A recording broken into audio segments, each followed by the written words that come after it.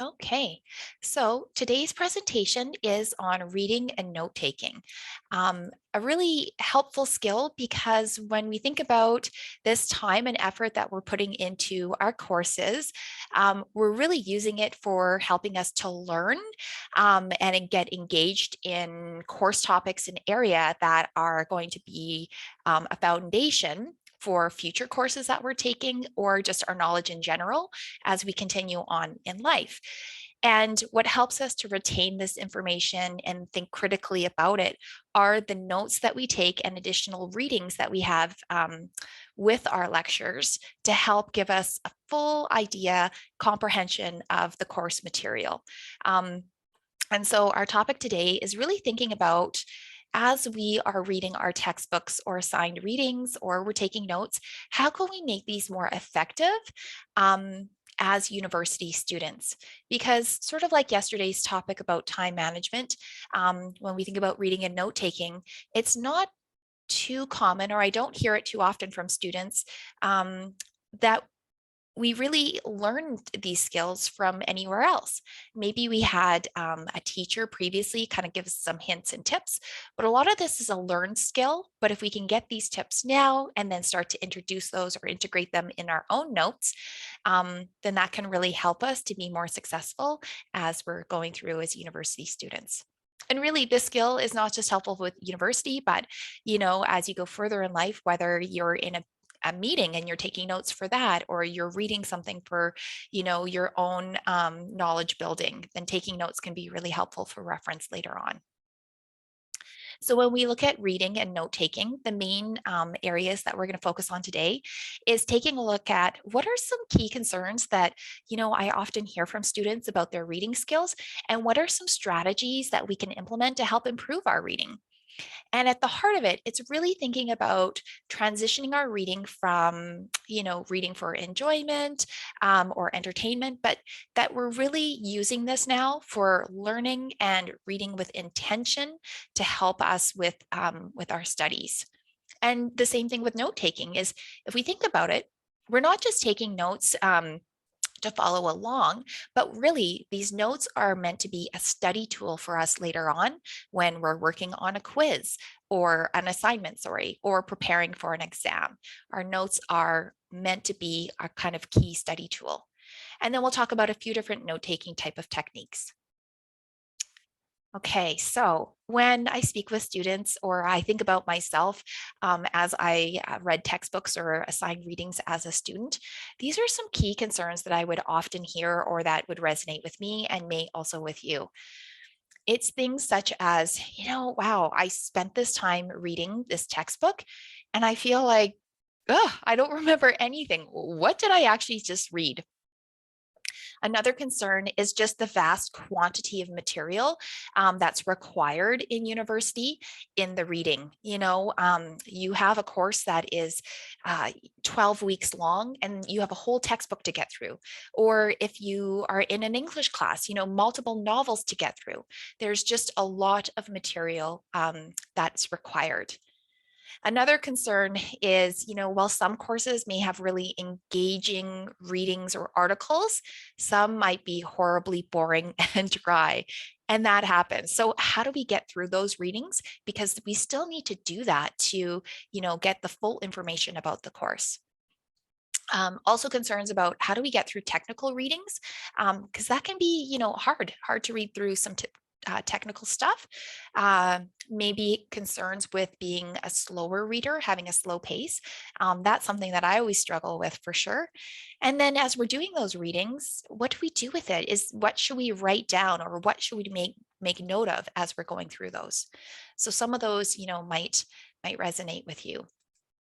So when it comes to the reading, as I mentioned on the sort of intro slide, to be successful, or some skills to improve our success with reading, is just keeping in mind that we are now reading for learning and we need to read with intention. So, we may have a chapter that we need to get through in our textbook, and it's not about just reading the chapter so we can check that off of our to-do list, but it's reading and learning from the reading and really getting something out of it. Because our professors aren't assigning these readings just, to make our lives harder and have to read through all this stuff. It's really about learning. So with that, it takes time and attention and intention with our reading. At the heart of some reading skills, if we break it down to sort of three key steps that can really help guide us in being intentional with our reading and reading for learning, keep these three steps in mind. Number one, as you begin a reading, do a quick survey. So, for example, if it's a textbook that you're reading and you have to read chapter one, it can be really helpful before you even start reading the introduction, going through it, just flipping through the chapter and doing a quick skim and looking at what are the headings, what kind of illustrations may be in there, or charts or graphs. Really, it is priming your brain about what you're reading, getting yourself ready so that as you go through, you're better prepared to take in this information for learning. So, getting that big picture, just do a quick survey. As you're going through, make note if anything comes to mind or any questions pop into your mind, like, oh, maybe this reading is on introduction to marketing and they're talking about the 4Ps: product, price, place, promotion. And so you might have some questions that pop up of like, oh yeah, how is the price different or more meaningful or less meaningful compared to the promotion aspect, right? So different ideas might pop into your mind as you're doing a quick survey. The second step is to, of course, actually do the reading. But as you're going through, ensuring that you're not just, again, going through the motions of reading to say, oh, I finished that chapter, I got through it, but actually actively reading the selection. What is it telling you? What are you learning about? As you complete your reading, reciting and reviewing that information is really an important step and what takes you to that next level of effectiveness with the reading. And how it does that is that rather than, again, just reading to get the reading done, when we recite or we pause to think about what did I just read, or can I summarize that paragraph in my own words, we're really becoming active with the reading. We're engaging in that information. We're pausing to check to see, hey, is the information I just read, does it make sense? Do I have any questions? Did I understand it? And as you do that, that really takes you again to that next level of the reading, to the point of more learning and critical thinking. So those three simple steps, it's doing a quick survey of what you're going to be reading, actually doing the reading and being active about it. And then second, pausing to just review, what did I learn? How do I summarize this in my own words? Did everything make sense? A good question to even pause and ask yourself is, what's something new that I learned in here? Was there something surprising? And that can really get you engaged in the reading without taking a lot of extra time, but really pausing to using this for a learning opportunity rather than just reading to read. So with that in mind, those three steps, here are some further strategies to help you to be a more effective reader, and kind of lumped in different categories based on concerns that students might feel. So number one, if you've ever felt, oh, I just completed that reading, but I don't even know what I read or nothing's sticking in my mind, some strategies to help defend against this is number one, thinking about the environment where you're doing the reading. So trying to ensure it's as much of a distraction-free zone as possible. So is it a quiet space? Are there, things in the environment that are pulling your attention away, or can you really focus in on the reading? Do you have music going on the background? We often think that we can multitask, but we really can't, right? We want to have our brains focused in on the reading. If you do find a space that's like absolutely quiet is just uncomfortable, or that's a distraction, you can think about using white noise in the background, or you can use lo-fi music where there's no words going on, so that your mind doesn't get pulled to the words and the lyrics, and instead you're really focused in on your reading. Again, checking in with yourself as you're doing the reading, is this making sense? Do I understand this? being intentional with your reading. And with that, you can do like that previous slide talking about reciting or reviewing. Can you summarize what you've just read in your own words? And if you can, then you're on the right track. You know that you were really focused, and you're likely going to be able to remember what you read a lot more effectively than not doing that step. Now, what about when you are starting your semester and you get your course syllabus and you look at all of the reading you have to do and you're thinking, how am I going to get through this? Well, yesterday we talked about time management, right? And really thinking about how do we use our time effectively.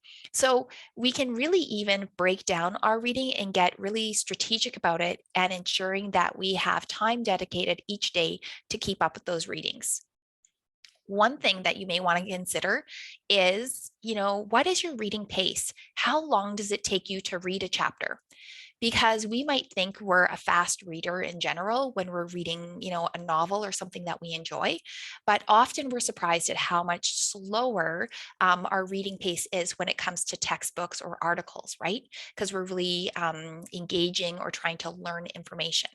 So taking some time or pausing to actually time your reading as you get started in the semester to get a better understanding of how long your reading takes can really help give you an advantage about how much reading you need to set aside each week and how you can assign that time throughout your week. So you might even want to create a reading schedule. So maybe that's the first thing you do every morning. When you come to campus, you set aside an hour or maybe a half hour, and you just always do that as your reading schedule to help stay on top of everything. Another great tip I had from a student was she would just carry a textbook anywhere she went. So when she was waiting for the bus, or maybe she was waiting to get in to see her academic advisor, she just always had a book so that she could chip away at the reading in those small chunks and keep up with it as much as possible. Because often during those times, our go to is just to maybe check our phone or emails or whatever else. But what if instead we used those little bits of time to keep up with our reading? So really being intentional about getting through those readings, assigning some time can be great. Often the weekend can be a great time to catch up on readings as well, because during the week you might be busy with, assignment work and your classes and all of those things. And some reading, of course, does need to get done. But when we have more open time on the weekend, assigning a good amount of time then can be a great way to use your schedule. Okay, another thing that can happen is, yeah, the readings that you have assigned, it's so dry, it's boring, or maybe it seems completely irrelevant. You might think, why do I even need to read this? So a great way to get started and help reduce some of that friction is even just thinking about when are you reading. So if it's a textbook that you hate reading and you're trying to read it late at night before you go to bed, that's even harder. So taking the most challenging reading or the driest or boring readings and doing those when you feel most alert or you feel your best, that can help smooth out that reading process. Also, breaking it up into smaller chunks. So, just as I said in the previous slide about always having a textbook with you, we don't have to think about reading as being these marathon sessions of, oh, I have to spend 2 hours reading tonight. That can be really challenging, especially if we feel tired or it's challenging reading. But if we convince ourselves, like, okay, I know I've got to get an hour of reading in tonight, but what if I break that down into 3 20-minute time blocks, right? I'll read 20 minutes this morning, 20 minutes during my lunch break, 20 minutes at night.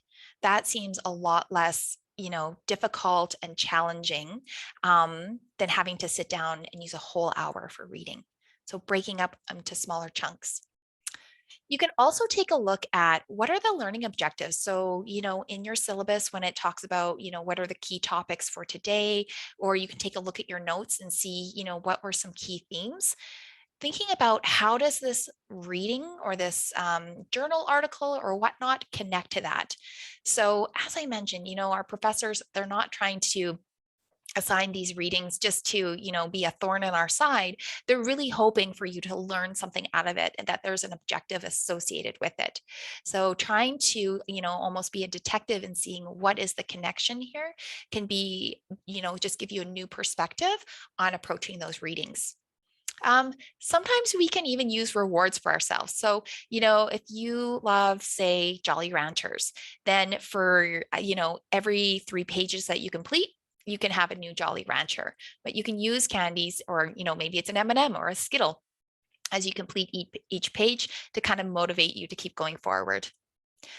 The other option, of course, too, is using an audio version. So some of the textbooks have an audio version, or you can use an audio reader for many textbooks where you can be doing something and listening to it rather than having to sit down and read it. The one thing with an audio version is that if it's very technical reading, so lots of detail, or there's something where you're listening, but you feel like I don't quite understand that, then, making a mental note about that so that you go back and you read that text later on. But the audio version can be a great way to get through a lot of reading a little bit more efficiently. Okay, so on the note of technical readings, reading, for example, a statistics textbook is a lot more technical. You're looking at illustrations or charts that are helping to guide that information. And so how do we get through those types of readings and get information out of it? So when we find terminology or complicated or detailed steps, it can be helpful to pause during those more dense areas and read it out loud, because as we're using multiple senses, so our visual with our reading and then out loud and hearing it, that can be a really great way for us to better understand and really kind of slowly get through that material and, make some of those connections in our brain as we're reading it. So reading it out loud.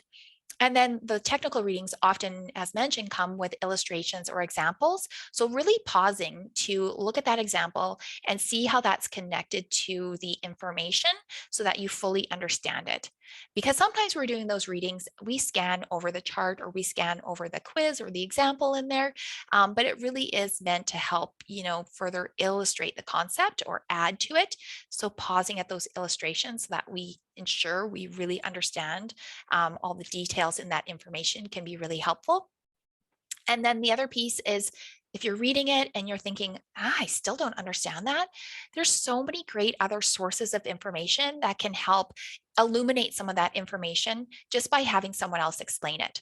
So you could use YouTube and Google it. Khan Academy is a fantastic website. Even just Google. It's all really great.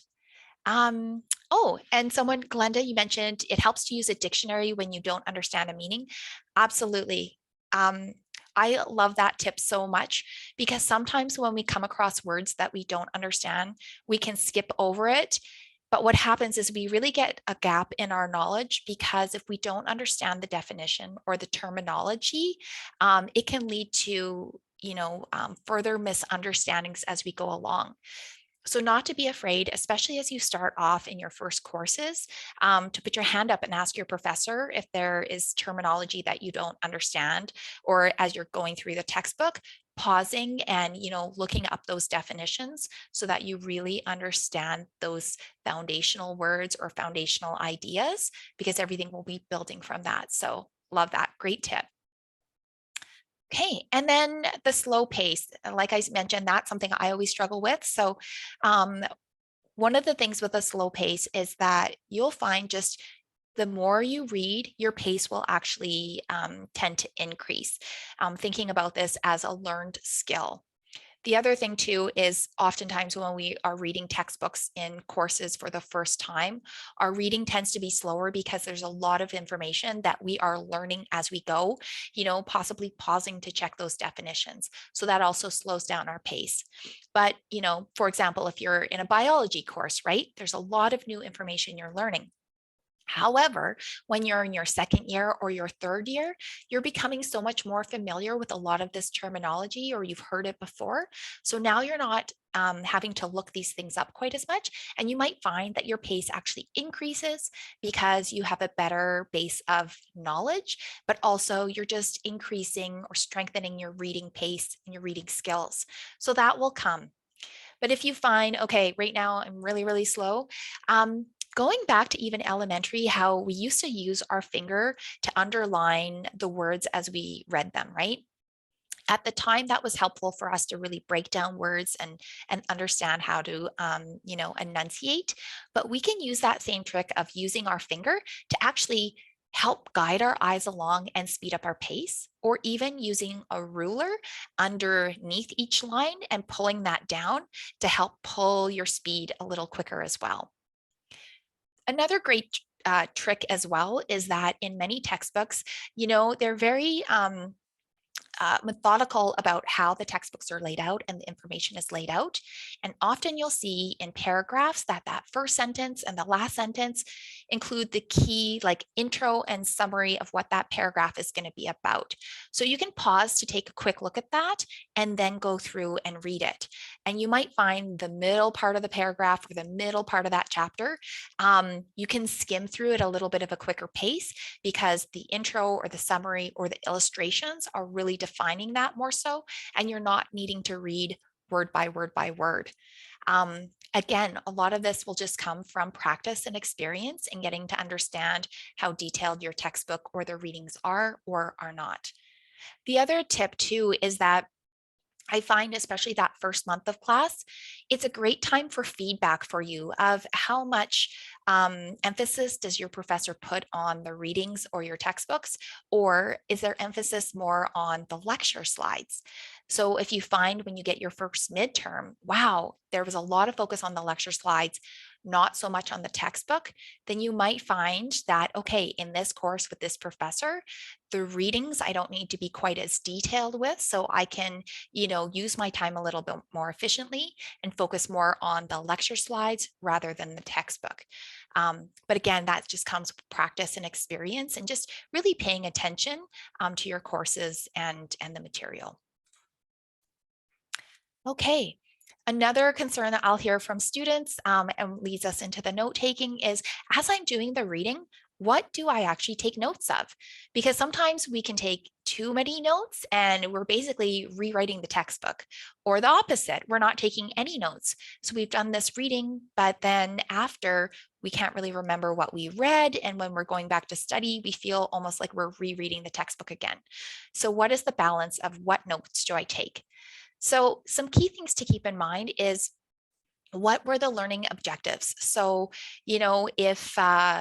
if you're in a more technical textbook, so it's a biology textbook, there are a lot of learning objectives and there's a lot of content in it. So you're probably taking notes abbreviated, but for each, section and each topic within there, right? So not rewriting it, but summarizing those kind of key thoughts or definitions.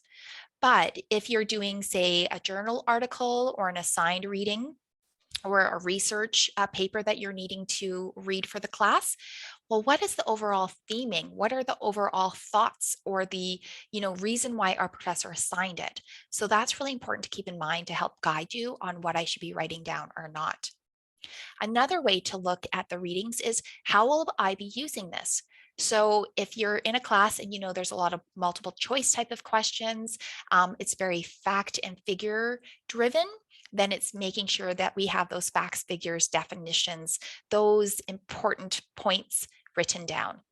Whereas if your class is going to be more essay or discussion based, then you might focus it a little less on those details and more so on what are the big ideas, key ideas and themes. Um, we can also take a look at our notes and think about, how did this expand my knowledge, or what is something really new that I learned? Because if there's information we already know or are familiar with, we don't really need to take detailed notes about that. Maybe a quick highlight or just the definition itself to remind us about that information being covered, but really focusing more on taking notes on the information that was new or surprising or that, we learned something from. And also thinking about how does this tie into the lecture, right? Okay. When we think about reading skills, just one last note too, kind of uh, also tied in with, what do I write down? It's thinking about what the course is. So in something with the sciences, and we're thinking about those learning objectives and whatnot, again, it tends to be more detailed focused because we're talking about steps, definitions, processes, right? So when we're looking at what we're writing down, it tends to be also very step oriented or detailed oriented. What was the process? What was the definition? What are these examples telling us? So getting that detailed information down is what's going to be helpful. In the humanities, on the other side, we're looking more at what were big themes or concepts, and not to say that there's not detailed information, because we might be looking at, important, expert in the field who came up with this theory at this specific date, and these were the details. But then thinking more openly about it, about how did that lead into the development of another theory, or how did that inform another researcher, right? So different ways that we can look at readings based on what the courses are. And at the heart of it, I think it's just thinking about, as you take notes, that how you take notes for one class doesn't need to be the exact copy for another class, but you might find that you take notes a little bit differently for each course, or even just each professor and how they approach the courses. Okay. As we take notes, getting a little bit more specifically into that now, again, it's remembering that at the heart of it, we're using these notes as a study tool for ourselves. So however they look, it's totally okay that they look different than your classmate or your roommate. What's important is that they serve as a great tool for you, and they include what you need to be successful.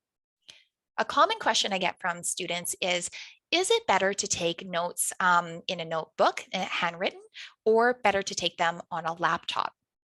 And I think this is a great question, because this is where a lot of personalization comes in. But if you recall at the beginning, I talked about reading and note taking is really being intentional and being active about it. So not just like going through the motions to go through the motions, but thinking about it. That is kind of the key difference between note taking that is handwritten versus a laptop. So for example, as we take notes on a laptop, the advantage is that we can take notes much more quickly, because the speed for some people in typing is much quicker than handwritten notes. So that's the advantage there. We can get more of the lecture captured in our notes. But the one challenge is that as it's so quick and automatic, we're not thinking about our notes so much, and we can often get into a mode where we're just, basically doing a transcript, right? Rather than necessarily listening closely to what our professor is trying to tell us. So the laptop can be helpful in containing or capturing a lot of information. Where handwritten is slower, but we can often follow along a little closer to the lecture or get more out of it, just by the fact that, because we can't keep pace by writing by hand often, we're having to listen to our professor, summarize, capture as much as we can in writing in our notes. So there's this sort of like extra active learning step that happens in handwriting. Now, what I've seen, and it takes time, but what I've seen that's been really effective for some students is that they take their notes using their laptop for speed, but then after, going through their notes and making sure that, does this make sense? It wasn't just an automatic motion of note taking, but does everything make sense? Or sometimes even handwriting condensed versions of the notes. So that's where you can kind of personalize and see what works well for you. Of course, now too, there's a lot of really cool technology out there where, you might be, instead of typing out your notes, you've got the lecture slides available on your laptop or your electronic notepad, and then you're just annotating those lecture slides. So again, that's where it's figuring out what's best for you, but at the heart of it, pausing to thinking about what you're writing down and not just regurgitating everything. That's where the magic comes into note taking. Okay. And the final thing I wanted to make note of is when our lectures are live and in person versus recorded. And the one note that I wanted to say was that note taking, just like reading, it's a skill that we develop as we go along in the courses, not only for, our hand endurance and cramping up, being able to take notes, but also the speed in which we write. It's a skill that we develop. When you have a course where the lectures are recorded, one of the things I'd like to encourage is that you don't pause those lectures, but you try to listen to the lecture as if it was a live lecture and not pause, so you're not doing a transcript of the lecture. The reason I say this is because every time you pause, you're pausing that note-taking skill development that you're trying to develop for yourself. So if your lectures are recorded and then suddenly you're in a classroom environment that's live, but you're used to taking notes from a recorded lecture, it can be more challenging. So with those recorded lectures, if you have those courses, try to take notes as if it was a live lecture and not pause. But of course, you have that opportunity to pause if there's something you didn't quite get or understand, but trying to keep that skill development when it comes to note taking. Okay. All right. So as we think about note taking skills within a lecture, two great steps is to complete those readings as much as possible before the lecture. The goal of it is really to help prime your mind about what the lecture is going to be about. And as mentioned earlier, the readings can be slower because we're learning about definitions as we go along. So if you think about if you've done the readings before the lecture and you've had to look up some of those definitions, when you're in the lecture, suddenly what your professor is saying is going to make a lot more sense because you're not hearing those definitions and ideas for the first time. You've already sort of primed your mind, you know what it's going to be talking about, and you're just getting more of a full and complete picture. So keeping that in mind. The only time maybe I would suggest not doing the readings in advance is if you notice that some of those readings you need to do after because your professor wants to talk about the readings beforehand and then have you read them, then certainly making sure that you do the readings separately. But as much as possible where you can do them in advance and be prepared for your lecture, that will really give you a good advantage. And then secondly, in many cases, professors will have their PowerPoint slides available either the day of the lecture or sometimes even before. And if you have an opportunity to take a look at those lecture slides beforehand, that can be really helpful. You can, again, skim the information, get a little bit of a big picture, quickly identify information that you may already feel comfortable with or other slides that are very new to you that you might need to spend more attention on. And that will really help you as you take your notes during those lectures. Okay, going back to what notes do I write down in the lecture? Some of this really mirrors when I was speaking about what notes do we take as we're reading our textbooks, but can be a little bit different, of course, in the lecture. So one thing to keep in mind as you are in the lecture is just even watching for cues from our professor, right? If they get really excited about a topic or they make a note, like they really pause on the slide or they write information down on the whiteboard, they're taking those extra steps or pauses or highlights because it's important information. So making note of those, changes or those cues that they might be providing and ensuring that you write that information down. They might even go so far to say, this is important, write this down, making sure that you absolutely write that information down and put a star beside it too, because they're highlighting it for a reason, probably showing up on a quiz or, a midterm later on. The other thing to think about was, is that information already on the PowerPoint slide? So if you have that open and available, or you have pre-skimmed it and you have access to those PowerPoint slides, saving yourself the time from rewriting those notes and just allow yourself to engage in that conversation. Or maybe you just write the header down to make note that that was important, but you don't need to rewrite all of that information. The same with the textbook. If you've done your reading in advance and it was quite detailed in the textbook and you've already taken notes, then you can just make a note like refer back to the textbook or, a key priming word, but you don't need to write down everything again. What I think is really helpful, though, to write down are examples that your professor gives in the lecture, because they're pausing to give those examples to further illustrate or, further help students understand concepts and ideas. So just like in the textbook, how we see graphs or charts or diagrams to help, when your professor gives an example, try as much as possible to make a note about that. I find that that's especially helpful later on when you are trying to study and you're looking at a definition, and sometimes you feel a little stuck about, oh, what was that again? And if you have that example written down, that can really help cue your brain. Oh, yes, that's what that was about. So those can be very helpful. With the note taking, trying to be concise and summarizing in your own words. So again, you're not writing, a transcript of the lecture, because there's just not enough time. So this is where skill development comes in. It's abbreviating words, it's using bullets and shorthand as much as possible, and trying to summarize things, so that you develop your own note taking techniques. So for example, with the shorthand, instead of rewriting with all the time, you can use W with the forward slash, and you may come up with your own acronyms or abbreviated words for things that are used quite often. Especially in, again, I keep using biology as the example, but some of that terminology is very, very long. And if you're using that same very long word many times, you're not going to want to keep writing it out. You'll come up with an abbreviation that's appropriate. Within your notes, leave lots of space as well, because as you're trying to get through all of the information, if you have crammed everything up and written a teeny, teeny, tiny with no space in there, if there's something that you've missed or something you want to add, there's no room for it.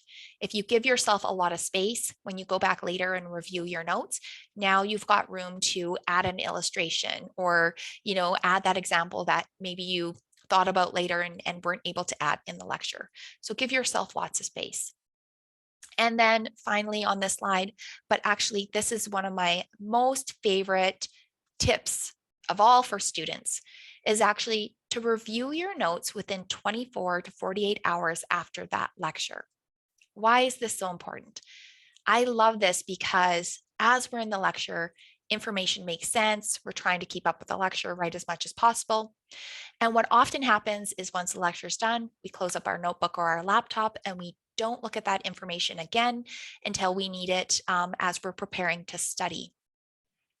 The challenge is that while it made sense at the time, when we're studying, that might be, 3 weeks later, a month later, it can be a while later. And when we go back to look at it, we can feel like, "Oh, what was that information the professor was talking about?" Or it made sense then, but it doesn't make sense now. So while that information is fresh in our mind, pausing to take a look at our notes can help ensure, does everything make sense? Was I able to complete all the sentences and thoughts? Was I able to include all the examples I wanted to? Is there anything else missing? Do I need to follow up with the professor on something that I'm unsure about? So reviewing your notes gives you that opportunity to ensure that your study tool is complete and ready when you're ready to start studying. The other thing too is actually that quick little review session of your notes is actually a mini study session. So that 15 minutes a day, it really can build up and help ensure that when you're going to study, it's not the first time you've looked at that material, but you've already done that mini session and you've ensured that all those, blanks are completed. So really good tip. Review your notes regularly, always, within a day or two after your class, to ensure everything makes sense and everything is completed. Okay, so I'm going to wrap up in just kind of showing three kind of styles of note taking. But again, this is where the personalization comes in for how you like to take notes, what your class is like, how that information is given to you. And these three examples are all using handwritten notes, but certainly these can be easily done on, again, electronic formats, so your laptop or notepad or whatever else. So the first one is just the outline method. This is something that you may already be doing without recognizing that it is the outline method, but it's a nice, clear and easy way to list your notes, giving lots of room. It's logical. You're really starting with the main topic adding subheadings for things related to the topic. And then when your professor starts talking about a new topic, then starting basically a new paragraph or a new topic header.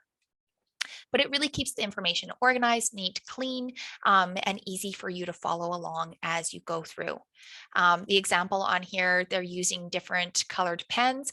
It does not need to be different colored pens at all. And it may not look as neat as this. I find I've kind of have messy notes, but that's where reviewing your notes within 24 hours can be really great, because if you want to color code or highlight or add stars beside key important information, that's a great time to do it, because in the lecture, we don't have time to have 5 different highlighters and different pens, but following the lecture, we can certainly personalize or add information that can help it be a more effective study tool for us later on. Okay, now taking this outline method a step further, there's a note-taking style called the Cornell note-taking style.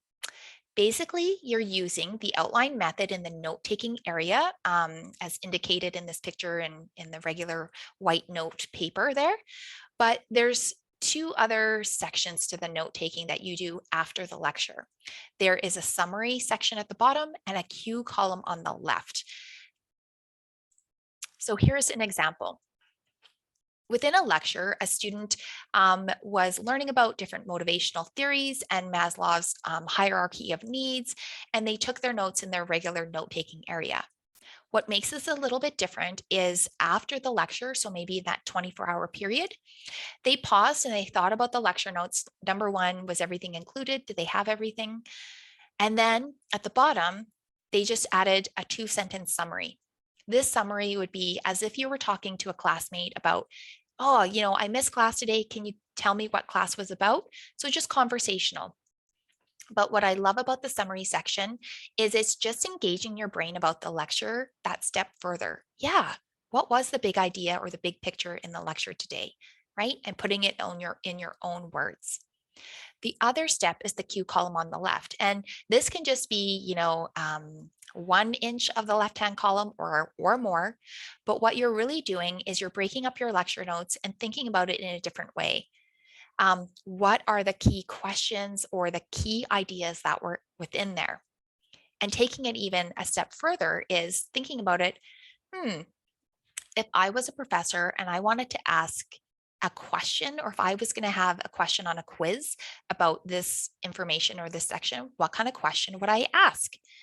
I love this because this little step, this cue column, can be helpful as you're going through your notes and kind of priming your mind. Oh, this was important, or this topic was important. But it's actually a really great study tool for you. So for example, when we look at the Maslow's hierarchy of needs, and there's 5 different levels, just including a very abbreviated graphic about those 5 levels in the cue column is another way to kind of show the notes, but give you a good mental picture that will help you when you're studying.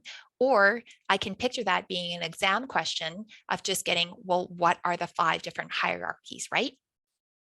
Or at the lower part of the notes there, when they're talking about, theory X and theory Y, coming up with that question about, hey, why do some people believe in theory X and others believe in theory Y? So that wasn't outlined specifically as a question within the lecture, but now you're thinking about your lecture notes and forming it into a question.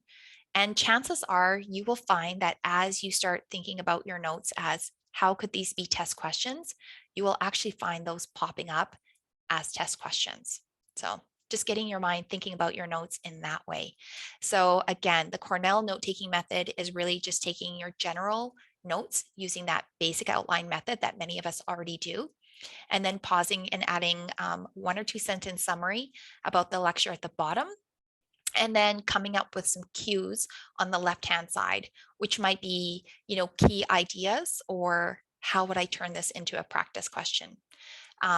This person also included pages within a chapter, and that can be a really great reference for you as you're going forward or doing your studying about, oh, yeah, when we were talking about this lecture in class, there was a really great illustration in the textbook on page 127. I want to make a note about it, so I take a look at that when I'm doing my studying. Okay. And then finally, one other way that we can take notes, or one of the many other ways, is thinking about taking notes in visual ways, because many of us find that visual layouts of information can really connect with us and can help us to retrieve that information or better, map out or understand connections within that information. So one example is using a mind map or a web. This can be challenging to do within a lecture. So I often see this happening after the lecture, where a student might take their notes and then after they want to organize that information by using a web. I did have one student though that they would do these webs within the lecture because they found that their professor was very scattered in how they lectured and they were just very free flowing. So they would find they'd be talking about one topic and then it would branch off to another topic and then circle back to the first topic. So they found that this was helpful for them within those types of lectures. So just keeping an open mind about what lecture notes can look like, right? Um, but when we map things out in a more visual way, the cool thing is that not only can it be more like interesting to look at, but we can see connections that maybe we wouldn't have seen if everything was written line by line, page by page, right? Maybe something that you learned about on day one now connects really well with something on day 5. And because you have it mapped out, now you can see those connections. You can also condense a lot of information on this and use this as a really great study tool for later on. So yeah, just another approach. And separate from that, other visual ways to organize information is creating timelines or charts or other visual tools. So just because, maybe your professor doesn't give you a timeline, but maybe in your history class, right? You're talking about these different important key dates. Creating your own timeline to help organize that information for you can be a really fantastic study tool for you later on and a great way to sort through your notes and make them more efficient and effective for yourself. Okay, few final ideas as we wrap up here. Sometimes we find as we're trying to read or we're sitting in a lecture and we're trying to take notes, we can feel different ideas and distractions popping into our head and really can pull away from our ability to focus on the reading or focus on the lecture. A great small little tip is that as you feel that thought keep popping into your head, taking a quick moment and writing that thought down as almost sort of like a parking lot for that idea, that can often help us to refocus on the lecture. Because maybe the idea popping into your head is like, don't forget I have to pay the cell phone bill, or don't forget I need to grab milk, right? Just writing that down so it doesn't keep bothering you can be really helpful to aid with your focus with your reading or lecture. If you're doing a course virtually or online, and so you're watching those lectures on your laptop, a great tip is to move your laptop at an arm's reach. So it's almost like you're sitting in participating in a lecture, but you're not so comfy cozy that, the different tabs and your email and all of that information is available. So set it at arm's reach, turn off notifications, maybe wear headphones if the space around you is noisy to help you focus and not become distracted. Again, with those online lectures too, trying to avoid pausing those lectures, following through with the lecture as if you were sitting in a live lecture can help you be more successful with your in-person courses. With notes, I love sticky notes too. So, key concepts and ideas, you can condense them on sticky notes and then put them, in places that you want to study.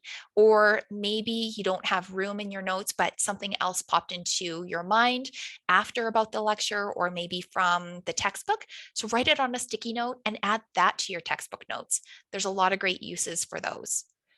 Adding visual cues, I love.